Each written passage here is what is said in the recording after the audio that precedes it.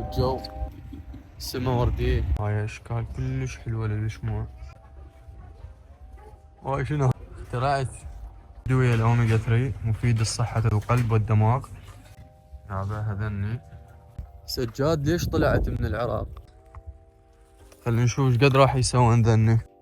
هيج هذا الاختراع العظيم اللي الميصل اللي كافر والوقاية من الصداع وتحسين الدورة الدموية وغيرها وغيرها وغيرها.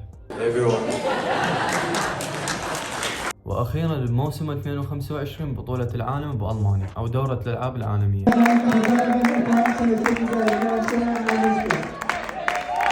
الطريقة اللي اجيت بها لألمانيا.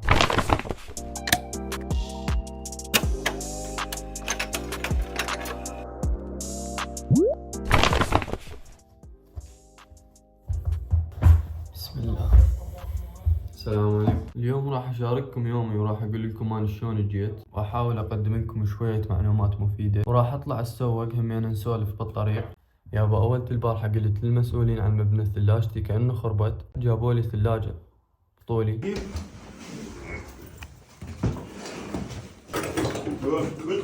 اوكي باي باي. هذا زميل السكن البارحة تمرض واجوا الممرضين لهنا واسعفوا نطوا ابر هيك فيتامينات ومسكنات الام وهيك، حتى علاجه كان مدفوع لان هنا يعني ضمان صحي وكذا، هو هيك بس يدفع مبلغ رمزي. معقول اشرب شيء او اكل شيء وتسمم؟ بس اكل شيء واحد انت لازم تعرف. ما اعرف والله. اي شباب هنا ضمان صحي، فحتى اذا عمليتك كبيرة تكلف اكثر من 100,000 دولار يسوي لك اياها وانت ما تدفع، اللهم مبلغ رمزي. صدق شباب اعذروني معطل الحساب ما انسته هالفترة لانه بصراحة يشتتني، حتى اول ما اقعد من النوم ما افتح التليفون قبل اخليه هنا لحد ما اكمل شغلي، اسبح اصلي اكل ادرس ووراها افتحه. اتمنى انه انتم همينه ما تسمحون للتليفون انه يشتتكم. سويت قناة مالتلي راح اخلي رابطها بالوصف حتى نسولف هناك ونتناقش بمحتوى القناة اللي راح يكون محتوى فلوقات ومعلومات عامة. يعني احاول قدر الامكان ما اسوي محتوى بس ترفيهي، احاول قدر الامكان اقدم لكم معلومات عامة واشارككم كل شيء يصير وياي بحيث تستفادون. بدون مقدمات طويلة، انا ما احب المقدمات الطويلة، خلينا نبلش. الطريقة اللي اجيت بها لألمانيا. الطريقة اللي جيت فيها كانت الحمد لله طيران، يعني لا غابات ولا بحر ولا أي شيء. باختصار أنا لاعب ألعاب قوى، شاركت ببطولة الجامعات وحطمت الرقم القياسي العراقي. راح أخليكم فيديو. طبعا كنت أول شخص يكسر حاجز ال 14 ثانية.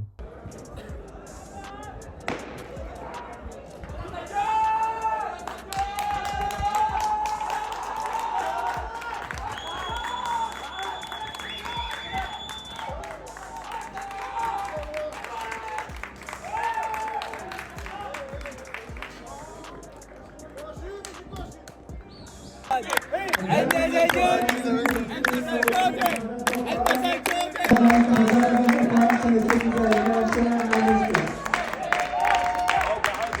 طبعا بوقتها شاركت بسباق ال 200 متر همينه.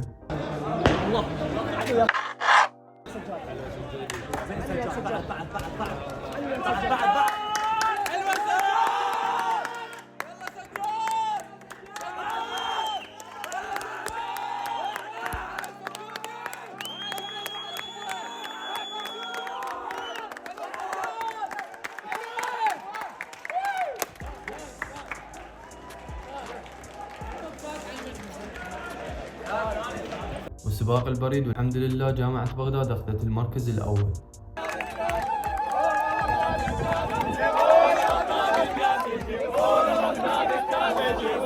والمهم تواصلوا وياي اتحاد الرياضة الجامعية، وقتها كنت دا أشارك ببطولة أورباسيا بالبصرة، يمكن تدرون بيها.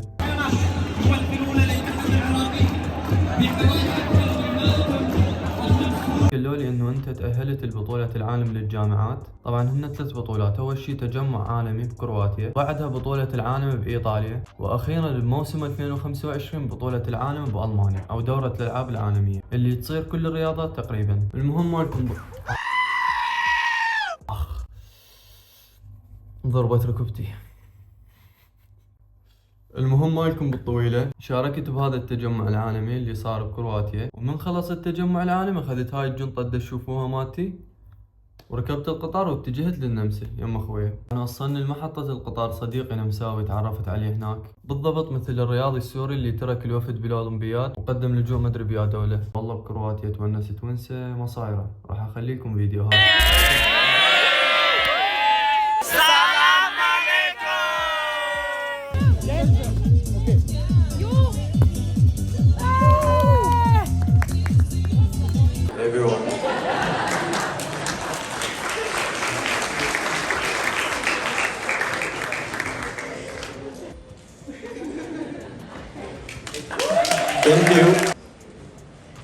في من وصلت للنمسا يم اخويا قعدت يمه حوالي 10 ايام، وبصراحة ما كنت اريد ابقى بالنمسا، كنت اريد اروح لالمانيا.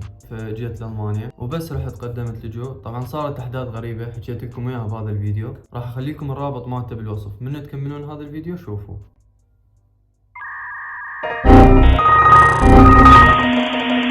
بس خل اروح اجيب شاي، تدرون بي ايش قد احب الشاي، وراها اجي حتى نحكي بموضوع مهم يخص القناة.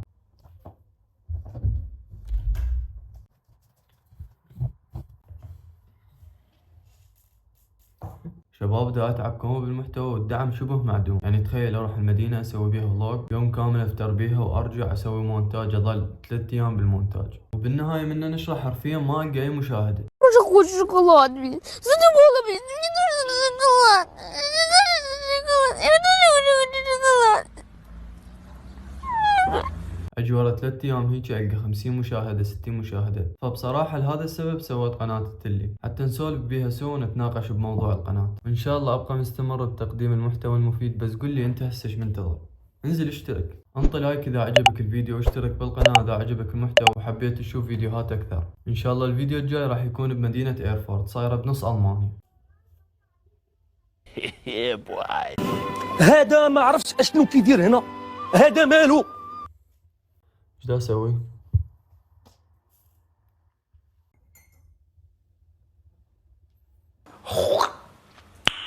نايس.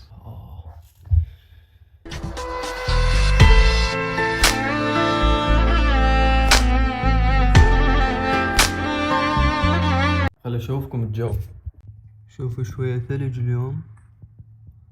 هسه هم نطلع، بس قبل لا نطلع هنا البطلة والقوطية من تشربها وتخلص تقدر ترجعها ويرجعوا لك 25 يورو. فأنا بصراحة بدال لا اذب بالبطالة مجمعهن، فهسه من راح نروح نتسوق حنشوف ايش قد حيساوون. بسرعة خلي نبدل وننزل. يابا نقدم لكم كاكا هاجر. يلا السلام عليكم. لا بالكردي بالكردي. نفس الشيء. يا معود تقول يا مبارك ليش لك رايح شنو؟ كاكا هاجر من كركوك، زميل السكن. بشوفوا كمية البطالة بعدني كلهم. كاكا هاجر يوميا يقول لي وديهن. هاي مع الفرق. مع الفرق بطلة وبطل هاجر. كافي تنكر مال مي. هذا ما يكفيني.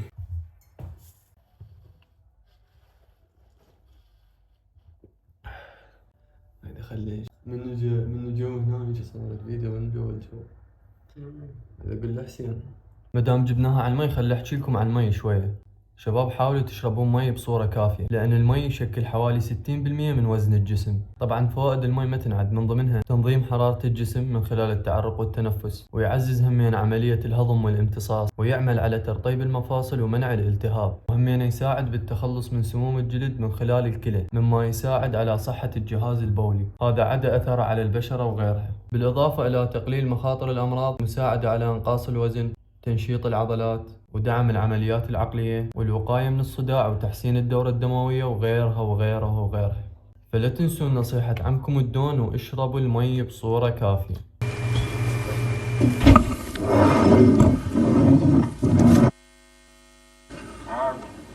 يلا خلينا نبدل ونطلع بسرعة.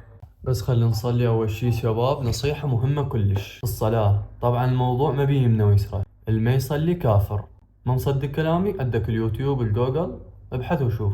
الأعزاء، تارك الصلاة كافر بنص القرآن، كالذين دخلوا إلى نار سقر، ما سلككم في سقر، قالوا لم نك من المصلين. الصلاة تهاونا وكسلا، ترك الصلاة متعمدا كفر. تارك الصلاة كافر. اتمنى انه تركزون، هذا الشيء كلش خطير وما بي اي مزح. ترى ما له داعي تستصعب الصلاة، يعني انت قاضيها يوم كامل من اول ما تقعد لحد ما تنام تقلب بالريلز ومستكثر هاي ال5 دقائق اللي تصلي بيها. اي شباب الله يهدينا جميعا. فاي اول شيء نصلي قبل لا نبدل. اي شباب بدلنا هسه وطالعين، بس قبل لا نطلع اريد اشوفكم شيء. هذا الاختراع العظيم اللي هو الكرياتين. طبعا راح ناكل موزة، بس قبلها تعالوا احكي لكم عن الكرياتين. تلقوه كرادة جروب، زيونة جروب، شوفوا اي محل مال مكملات غذائية تلقوه يمه. تعالوا احكي لكم عن الفوائد مالته شوية. حرفيا الفوائد كلش هواي، وانصح الكل انه ياخذون منه. من ضمن هالفوائد زيادة كثافة العظام، ودعم صحة القلب، ودعم الامراض العصبية، وتعزيز ترطيب الخلايا، وتحسين تخليق البروتين، وغيرها وغيرها وغيرها. بالنسبة للرياضيين فيحسن قوة القفز والسرعة، الرياضتين اللي أنا بيهم بطل العرب وغرب آسيا، وتقليل الالتهاب بعد التمرين، وزيادة القدرة على التحمل العضلي، حتى تحسين الكتلة العضلية، وزيادة القوة والطاقة، وغيرها وغيرها وغيرها. حتى إذا أنت شايب وعمرك فوق 60 سنة فأنصحك بيه. بصراحة أنا للسرعة أشربه بهاي الطريقة هيج.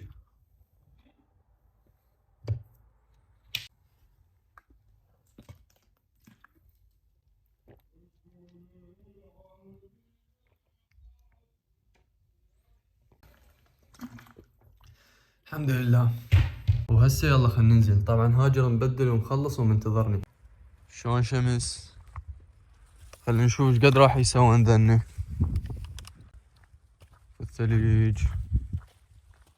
سجاد ليش طلعت من العراق؟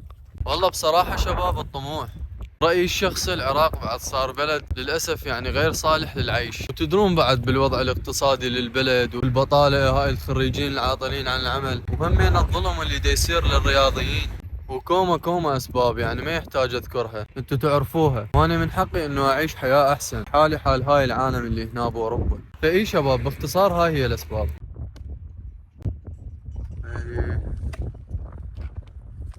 شمس وثلج. هسه ندخل الماركت الالدي. هذا هذني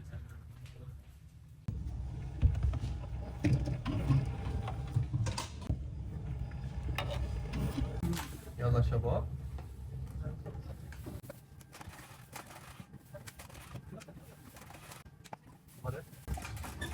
هذا لازم الباركود يصير لي فوق حتى يقرأ الجهاز.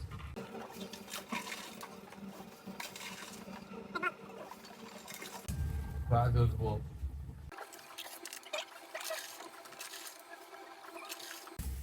تعال شوف لحد الآن ايش صار. لحد الآن 5 يورو ونص. هذا آخر واحد 5 يورو 75 سنت، يعني حوالي بالعراقي 8000. هذا هسه نروح نتسوق. طالعين هسه ومتجهين للدي ام. شوية اريد انصحكم بجن فيتامين. ويانا الكاكي. شلونك كاكي؟ حبيبي شو اخبارك كاكي؟ الله يسلمك. ان شاء الله بخير. الحمد لله. هاي شركة بي ام دبليو. هاي شركة سوزوكي. سوزوكي. ندخل هسه للدي ام حتى ناخذ شوية فيتامينات، وبعدها نروح للتيدي والميديا ماكس. ناخذ هاي انا ساتل. شوف هسه هاي بيها 12 غرام بروتين 2 يورو 25 سنت. وهنا فيتامينات. ادوية الاوميجا 3 مفيد لصحة القلب والدماغ، وهذا بفيتامين دي 3 اول واحد. هاي دي 3 مهم لصحة العظام والجهاز المناعي، خاصة إذا كانت تعاني من نقص نتيجة قلة التعرض للشمس. مثلا هنا بأوروبا ماكو شمس. اي هنا بأوروبا ماكو شمس خالص، الدي 3 يعوضك الشمس. مثل ما سمعتوا بعد ما يحتاج احكي. وهنا همينه ويا فيتامين اي. هاي الاشواغندا كان اخذت منها، بس بعدها العلبة ما خلصانة عندي. تعالوا أقول لكم من الأشخاص اللي يحتاجون ياخذون أشواغندا. الأشخاص اللي يعانون من الإجهاد والقلق واضطرابات النوم، ضعف التركيز والتعب الذهني، اللي يعانون من الإرهاق المزمن وانخفاض الطاقة، المصابين باضطرابات الغدة الدرقية، واللي يعانون من ضعف الرغبة الجنسية، واللي عندهم ارتفاع السكر بالدم ومقاومة الأنسولين، عدا كبار السن اللي يرغبون بتحسين صحتهم العامة وغيرهم. أما أبرز فوائد فيتامين بي 12 هي تكوين خلايا الدم الحمراء والوقاية من فقر الدم، دعم صحة الجهاز العصبي وتحسين وظائف الأعصاب، وتعزيز الطاقة وتقليل الشعور بالإرهاق والتعب. المغنيسيوم دعم صحة العضلات والوقاية من التشنجات، تعزيز صحة القلب وتنظيم ضربات القلب، تحسين جودة النوم وتقليل الإجهاد والتوتر. وأكيد فيتامين سي لتعزيز صحة الجهاز المناعي ومقاومة العدوى، دعم إنتاج الكولاجين لصحة الجلد والعظام، حماية الخلايا من الاضطرابات الناتجة عن الجذور الحرة كمضاد أكسدة. وهنا همينة شامية. من طلعت وراها دخلت لهذا كنا مول، بي محل مال سوشي وحماماته كلش نظيفة، وبي ماركت كلش كبير، هايبر ماركت. ما جي أخذت منه للشوربة، كان سعره 2 يورو 29 سنت. الغريب انه لقيت فلافل وكان سعرها 2 يورو. عمي بالعراق ماكو هيك شي. والله بحياتكم شايفين طرشي عنب؟ هاي شنو هاي؟ طرشي آلو؟ وات؟ هذا طرشي فراولة؟ يا اشياء عجيبة. شباب هذا هايبر ماركت صاير بداخله كلش كبير. سدن سوى الجبن السويسري، هناك اسماك، طرشي، انواع الجبان. هذا كان الجبن مال توم وجيري. تريدون رجل خنزير؟ هاي كلها مشتقات الخنزير. هنا هاجر وخوش هاجر. حرفيا هنا كل شي اكو. هسه خلنا نطلع نروح للتيدي. باوي مكان ويلي، استغفر الله. كنا هنا وطلعنا وهسه رايحين الذني، الميديا ماكس والتيدي. وهذا التيدي مستلزمات منزلية وكذا. هاي اشكال كلش حلوة للشموع. هاي شنو هاي؟ طلعت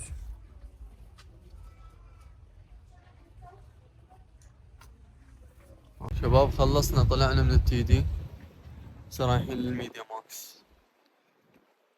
كنت القى مايكروفون، هذا اسمه ميديا ماركت. مايكروفون ما بي، اسعار كلش غالية. شلون تجميعه، كرسي جيمنج. يابا هسه رايحين للالدي، كاكا ميت برد والجو السما وردية. نرجع للالدي ويا الكاكا هاجر.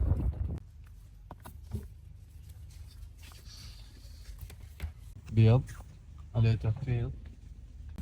نجيب بوتيته، هذا طلبت بوتيته. طبعا انا ما اقلب هذا الزيت، استخدم دائما زيت الزيتون، بس هسه جبته على مود الفنجر. طبعا هناك كوكا كولا عليه عرض بس مقاطعة، نروح ناخذ من غير شركة. اخذت منها سعره 65 سنت. طبعا هاجر بدل الكوكا كولا، جاب هذا ممتاز.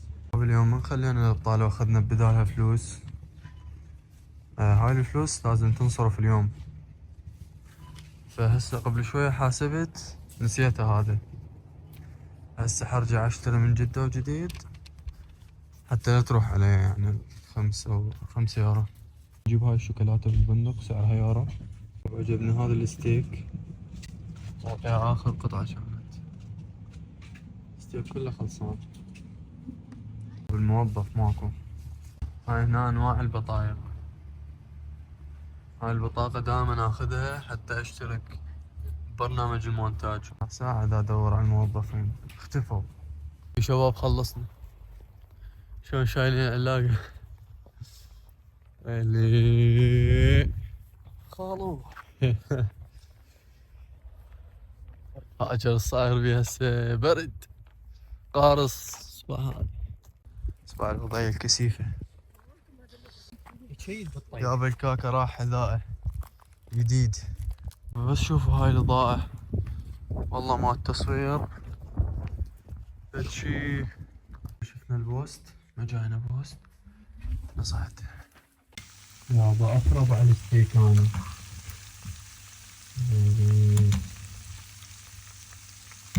رجعنا بس اريد اشوفكم اللوحة الفنية اللي سويتها.